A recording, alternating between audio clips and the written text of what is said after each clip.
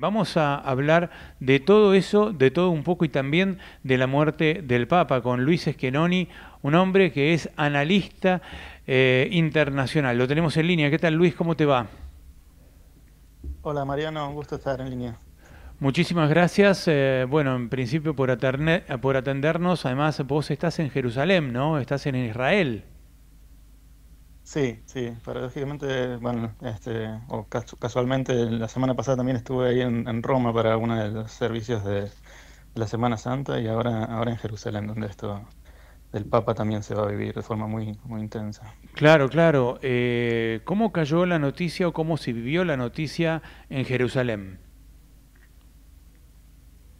Bueno, por ahora, bueno, el Estado de Israel siendo un Estado judío, ¿no? Obviamente la prensa acá tiene bastantes cosas en el radar que tienen relacionadas al conflicto en Gaza. Entonces el Times of Ujú. Israel, el Haaretz y los medios principales lo han comenzado a reflejar.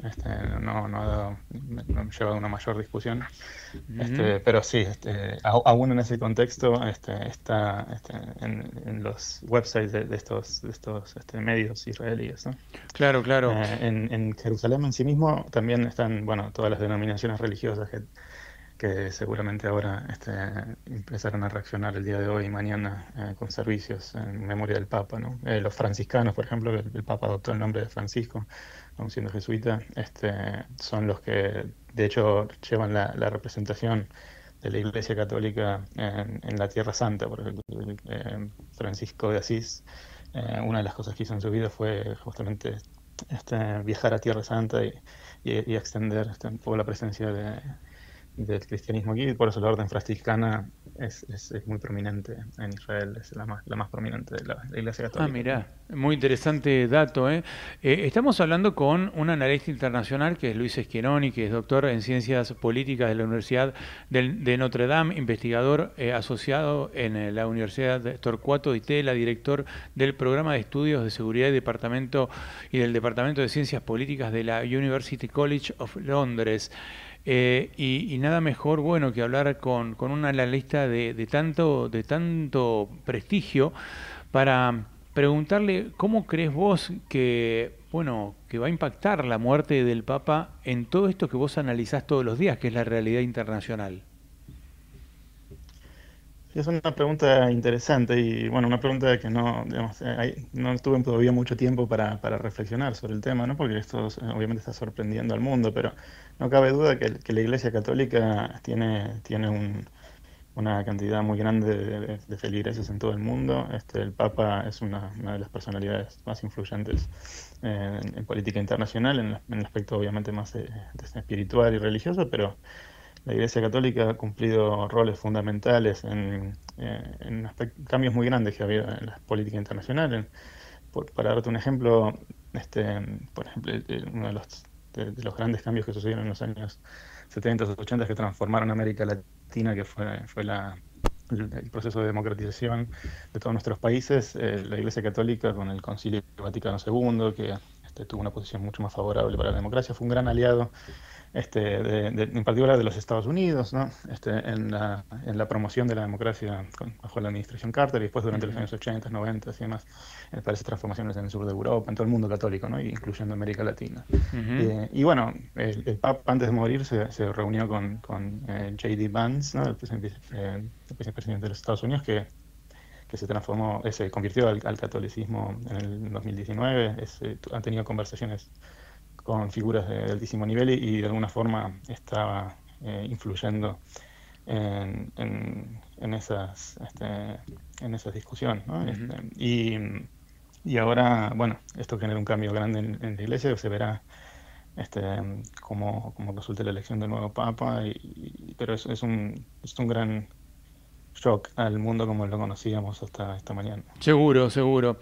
Previamente, originalmente habíamos contactado a Luis Schenoni, hombre analista del mundo internacional, por todo lo que está pasando entre Estados Unidos y China y las políticas norteamericanas dirigidas a aislar o a quitarle aliados a China, ¿no? A través de una política arancelaria, de una política exterior, de una geopolítica nueva que instala el gobierno de Donald Trump y que también va a tener sus consecuencias en la Argentina porque el gobierno de Javier Milei ha sido un gobierno o es un gobierno que está tratando de afianzar las relaciones con Estados Unidos y por otro lado tiene una enorme dependencia de China.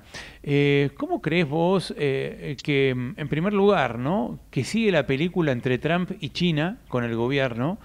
Y después la pregunta del millón, ¿cómo va a influir esto en la Argentina?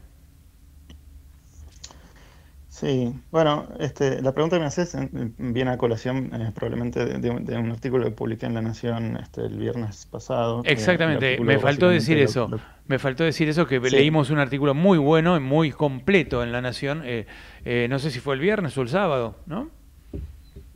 creo que sí, por ahí Sí, en sí. Letra de Molde el sábado y en online el viernes o algo así.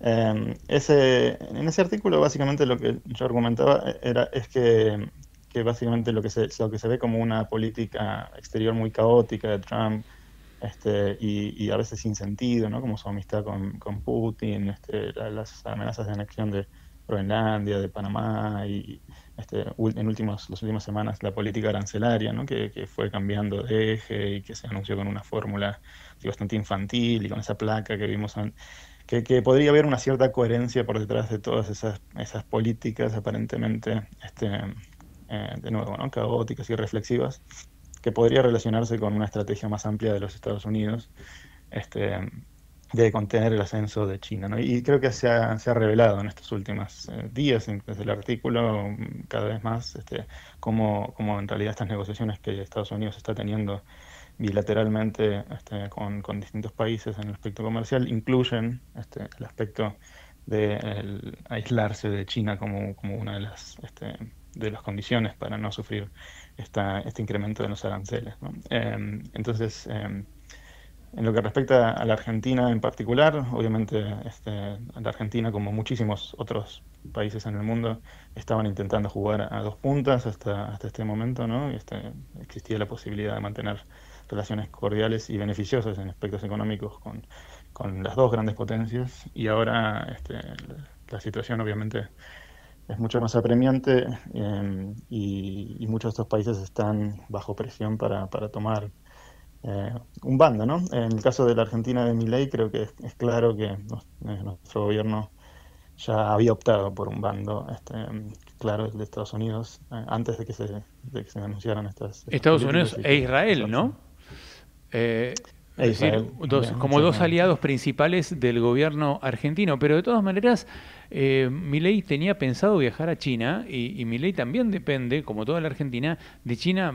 Gran parte de nuestras exportaciones van a China, gran parte de nuestros insumos vienen de China. Hay muchas inversiones comprometidas en el litio y en la minería con China. Tenemos una base espacial en la provincia de Neuquén, un telescopio en San Juan, digamos, que tienen origen chino.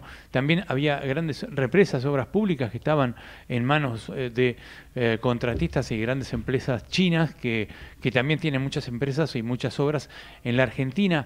Entonces, la pregunta es, a partir de ahora hay que elegir entre mamá y papá desde el punto de vista internacional, porque va a ser muy complicado para Estados Unidos eh, romper con eso, porque en todos los países China se ha esmerado por generar inversiones y hundir fierros abajo de la tierra, inversiones que no se pueden remover fácilmente, mientras que Estados Unidos de alguna manera abandonó muchas veces a esos países donde China se metió, ¿no?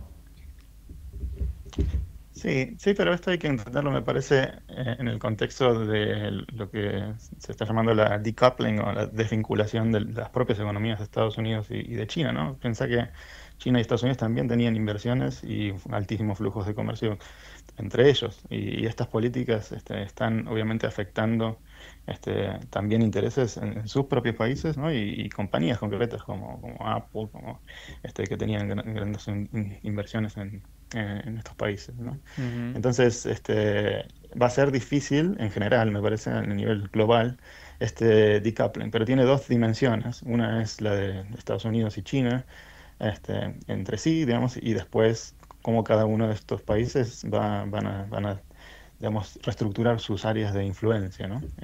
Creo que China reaccionó de una forma más bien defensiva con los viajes de Xi Jinping al sudeste asiático, tratando de consolidar la presencia en su vecindario, y de alguna forma se verá presionada para reducir digamos, su involucramiento en otras áreas tradicionalmente bajo la influencia de los Estados Unidos y de Occidente.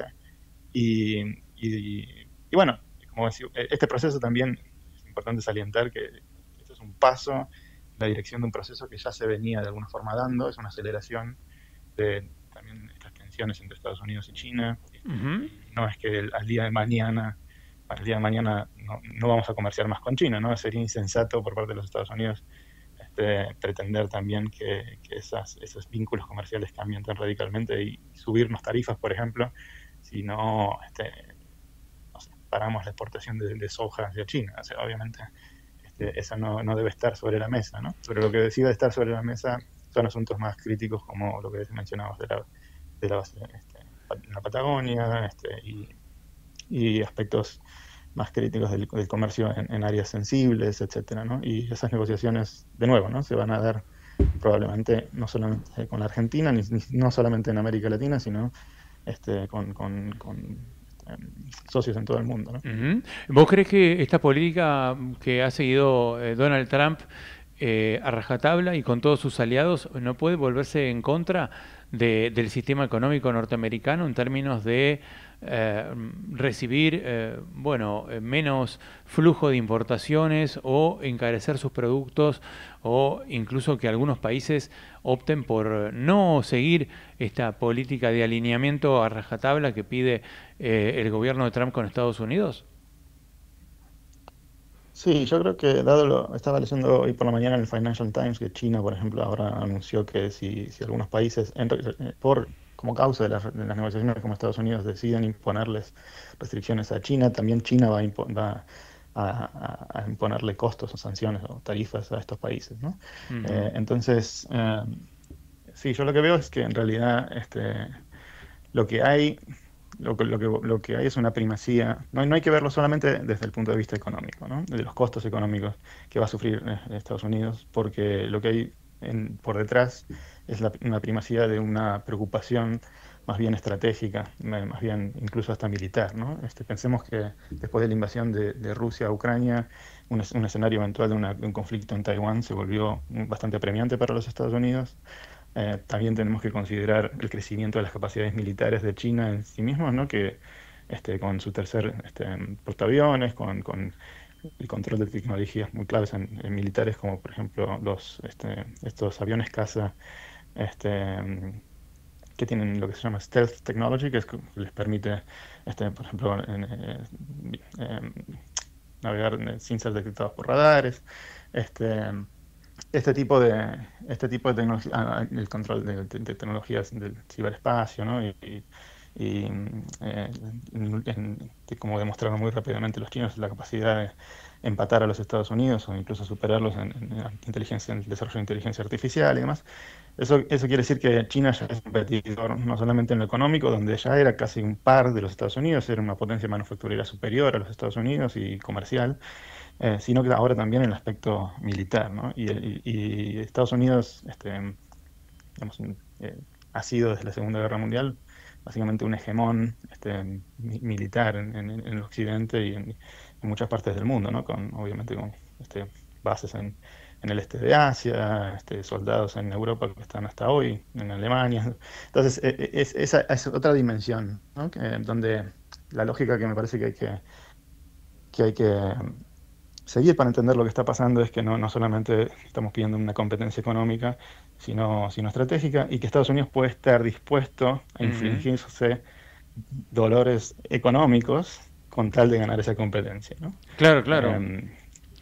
Eh, Luis, vos entonces, estás en Jerusalén. En este momento acá son las 9:33. ¿Qué hora es en Jerusalén? ahora en Jerusalén son las 3:33, sí. 13 de la tarde. Bien. ¿Cómo se vive? 3. Sí, a las 15:33, digamos. Las 15, sí, sí, Exacto. exacto. ¿Cómo se vive en Jerusalén en este momento? En qué punto estamos con el conflicto o el conflicto de Medio Oriente, el conflicto con Palestina, con Gaza? ¿En qué punto estamos en este momento? Bueno, hubo una propuesta la semana pasada del gobierno israelí de un cese de las hostilidades de nuevo, que fue rechazada por Hamas, que estaba requiriendo un cese de fuego más permanente. Y esencialmente lo que requiere Hamas es que sea reconocido como el gobierno de Gaza, ¿no? Y eso no ha llevado el rechazo de esa oferta a una nueva ofensiva israelí en Gaza. No parece haber, digamos, una solución a este conflicto en el corto plazo. Ujú. Y bueno, es una situación tensa. En Jerusalén en particular, obviamente hay población árabe, hay barrios árabes de Jerusalén, hay barrios judíos y cristianos, ¿no?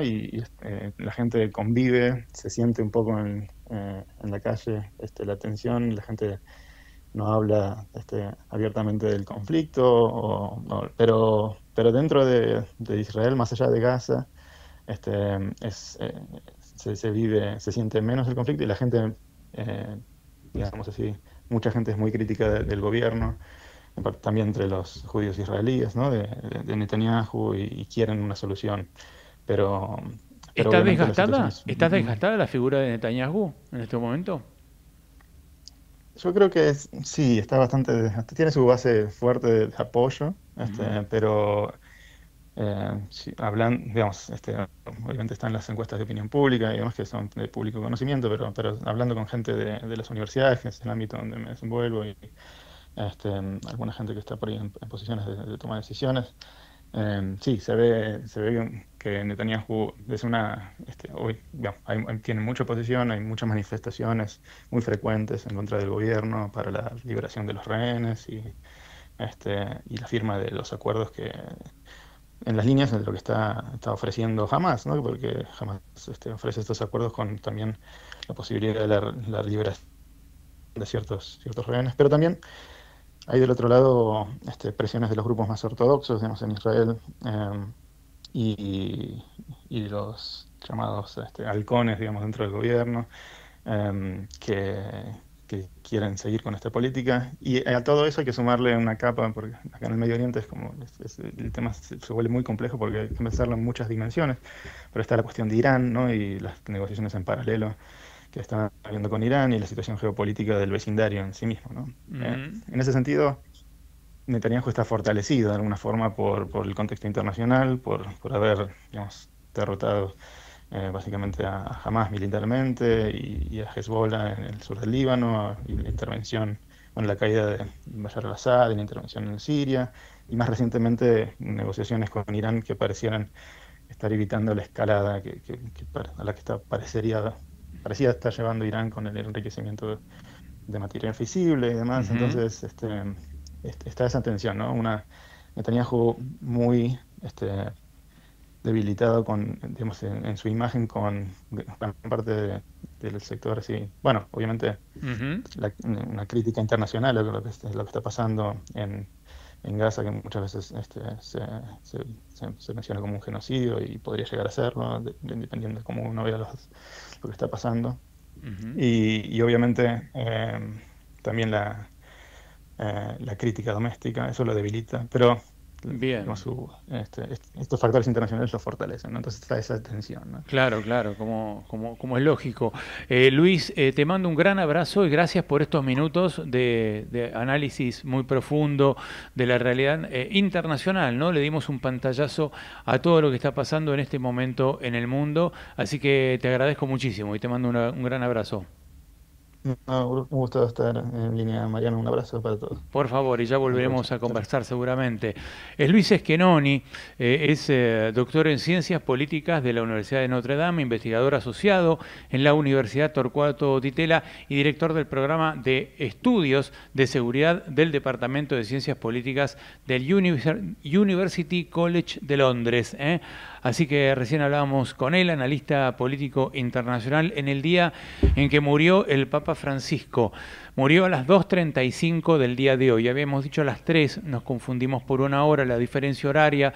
En Roma eran las 7:35, en la Argentina las 2:35. Murió el Papa Francisco. A partir de ahora empieza una era nueva en la Iglesia Católica y todos los ojos están puestos en el futuro del cónclave de cardenales en la Iglesia Católica y lo que dejó el Papa Francisco, en su papado de 12 años. Había asumido el 13 de marzo del 2013. Había nacido en diciembre de 1936, tenía 88 años, falleció justo el día después del domingo de Pascua.